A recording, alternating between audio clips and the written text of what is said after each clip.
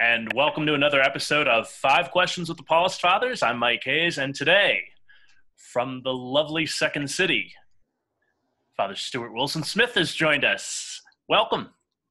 Hi, Mike. Thank you very much for having me. Great to be on the program. No problem. Hey, let's get right into it. You were a campus minister at the Ohio State University before moving over to Old St. Mary's in Chicago, and you did a lot of creative work, like office hours on Facebook Live. You have an active Twitter following. How has that creativity helped your new ministry in Chicago through all of this pandemic crisis? That's a good question. I think the truth is I'm not entirely sure yet, or at least it's a developing story, developing narrative. I think at least, like, technically speaking, I feel like, okay, I knew we had to get the live stream going and we needed to expand how that works. But everybody here on staff is very much like on board with that, and we're all kind of learning as we go a little bit. But I think having the experience with Facebook Live, may make some things a little bit easier. But the Twitter is kind of fun just because there are like some parishioners who follow me on there, and which I know because they'll just like randomly ask, "Oh, did you get your Pop-Tarts the other day?" And I'm like, where did that question come from? And I'm like, "Oh, I did tweet about Pop-Tarts again," or I'm like always tweeting strawberry Pop-Tarts. So I was like, okay, some people are reading this, and people do reach out and connect, and actually that's been really nice. And not just in the parish too, other people in Chicago. So many connections I've made in this city with other Catholics, in particular through Twitter. It's a funny thing. Yeah, that's awesome. Yeah. So what should preachers be preaching about these days? That's a question we've been asking a lot of the Paulists. And, is it all coronavirus all the time, or is it somewhere in the middle, or is it standard operating procedure to distract people? Yeah, no, it's a good question, because I other priests I talk to are of different minds about this, where it's like, well, this is the reality that we're all living, and so it should always come into it. I guess I'm less convinced. I think maybe you want to have a very healthy sense of balance there. And one thing I'm always big on is just kind of trusting that Scripture itself is nourishing. And so when you kind of honor the Scripture and try to respect what it's saying, that's always a good thing. Secondly, it's like life doesn't go on pause. It's like, of course, this virus is affecting all of us in many ways, but all of us are dealing with perennial issues. Like what's one I was thinking of earlier? Oh yeah, sin. I'm dealing with. I'm still dealing with that. I have no sins.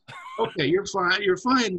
Okay, you're okay. But I'm still dealing with it, and so I got to think. All right, how do I speak to that? And people still have family tension. We all have mental health issues. We all got stuff, and none of that just kind of disappears. So I think it's important not to try to read into every scripture or to try to force something if it's not there. Because I think just acknowledging it once and again is enough. Yeah. So you're Canadian and Nova Scotia, if I remember correctly. And how do you think Canada is dealing with this pandemic differently from the United States, or are they?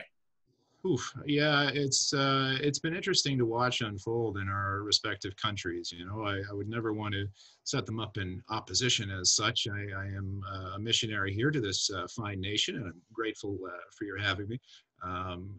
Nobody's forcing me to say that. I'm just very happy to be here. I was born in Nova Scotia, and I grew up in New Brunswick, right next door. And it's been interesting watching things develop there. In New Brunswick now, one household can visit with another household, but only one other household. So they're all like deciding who's going to be the household, like who's our best friends. And they don't want to offend anybody. You like the most. Yeah, exactly. They don't want to, they're thinking of the repercussions after all this is over, But I think otherwise in Canada, it seems like they've had some good, clear direction at a kind of national, federal level, which has been good, but still respecting the subsidiarity of what's happening in the provinces, recognizing that all populations are different. What's going on in Ontario, it's very different from what's happening in Quebec, So Canadians that I talk to, at least from my sample size, are really taking it in stride. And I think it's been cool to see neat stories. Like I saw one in Quebec the other day. So Quebec's been having struggles with long-term care facilities and nursing homes with staffing, a lot of staff who have gotten the virus. And so there's people who need care. There's a football player, Laurent Duvernay-Tardif, plays for the Kansas City Chiefs, who's an MD. He's just randomly Wow. is a doctor, and he's back home in Montreal now, serving at one of these care facilities. And so I think you see those little stories of hope and inspiration that are nice. But I would emphasize again, while that is in Canada, these are all really lovely human values that I think we're seeing coming up in both of our countries. So you were pretty much a full-time musician before going to the seminary, and you're on my pandemic playlist here in Oh, isolation. oh, And okay. so, what do you play for comfort during this time, and what do you listen to for comfort? I think my playlist is pretty mellow right now. Part of that is in contrast to like what I'm doing musically. So like I've been writing and recording a couple songs the last couple of weeks that are like a little heavier, a little rockier, a little more angsty. Because as much as I have duties to the people of God, as a minister, I also have sacred duties as a guy who likes to rock and roll, as well. It's not true, but I do enjoy that. But on my, kind of like quieter time, I'm kind of back into like some singer-songwriters. Some of it's like even 60s, 70s, into a lot of Joni Mitchell, Gordon Lightfoot as well. Both happen to be Canadian. Good thing. It's not a bias thing. I just like them. And Ron Sexsmith is another great Canadian singer-songwriter. So just kind of a little more like chilled out, mellow stuff, I think is helpful, and that contrasts with the rockier stuff. Yeah. Very cool. And so, I know you've been really active in Landings ministry, ministry for people who've been alienated for the church. Well, at this point, we're all alienated from the church. On the other side of this, do you think more people adopt a faith after this pandemic is over?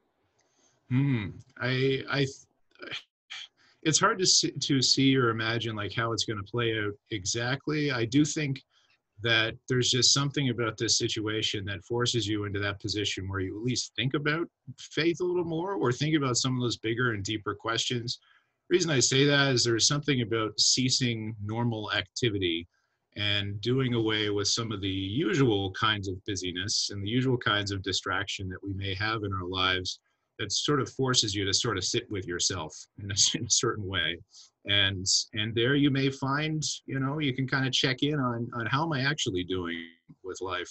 Now that all this stuff is stripped away, how am I actually? And it may be scary to realize maybe something's missing, or God willing, you have that consolation of realizing maybe that something missing could be God, and that could spur something. So I'm just thinking of conversations I've already had with some people who are kind of in that place and in that space of seeing, okay, what's there, and then maybe when this is all over, what's next. Very nice. Well, hopefully what's next is that we'll all be together again at some point.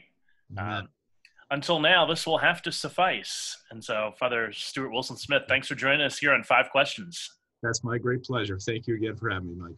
All right. And we will see you all at another time.